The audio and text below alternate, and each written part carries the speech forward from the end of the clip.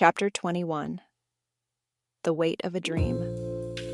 Deputy Yonkers woke long before the sun had the nerve to rise, lying still in the tangled sheets of Lacey's rented bed. The scent of her perfume, subtle and lingering, clung to his skin, mixing with the remnants of the night's unplanned interlude. He stared at the ceiling, listening to her even breaths beside him.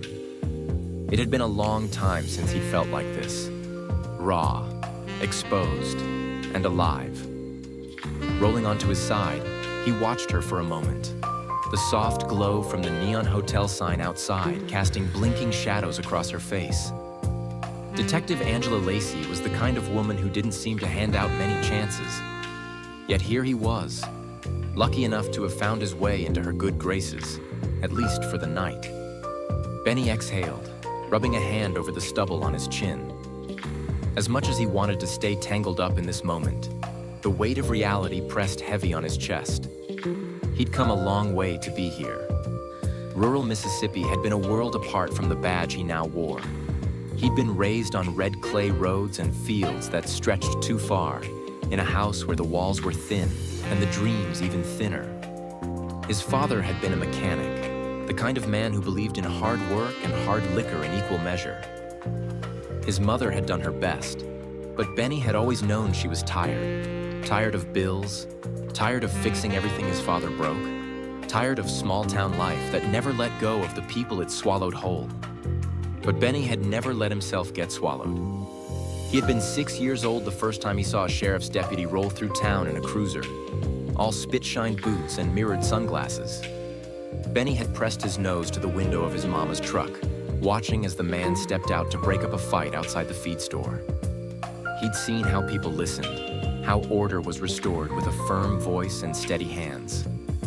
That was the moment he knew. From then on, the dream had been his anchor.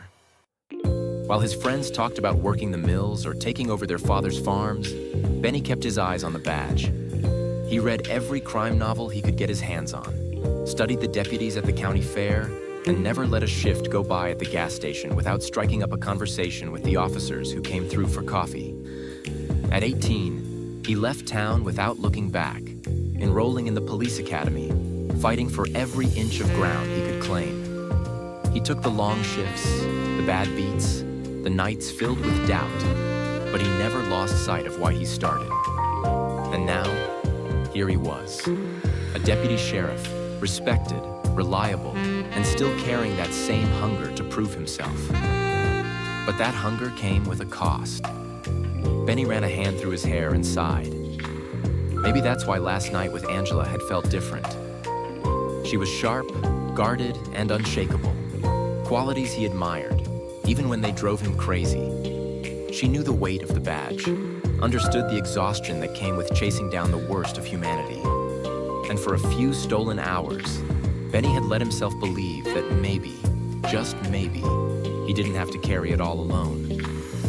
A shift in the bed brought him back to the moment. Angela stirred, her naturally curved lashes fluttering as she slowly opened her eyes. "You're thinking too hard," she murmured, voice still husky with sleep. Benny smirked. "Can't help it." She studied him for a moment, then reached out, her fingers tracing the scar on his forearm, a relic from a knife fight years back. "You regret it?" He knew what she meant. Not just last night, but all of it. The life he'd built, the choices that had brought him next to her. Benny exhaled through his nose, then shook his head. Not for a second. Angela gave a small, knowing smile before rolling onto her back, staring at the ceiling just as he had minutes before. Neither of them spoke, the silence between them saying more than words ever could. Benny wasn't sure what came next, but for now, he let himself exist in this quiet of his thoughts, knowing that outside the hotel walls, the world was waiting with a shitload of unanswered questions. And the badge, his lifelong dream, would be his resolve.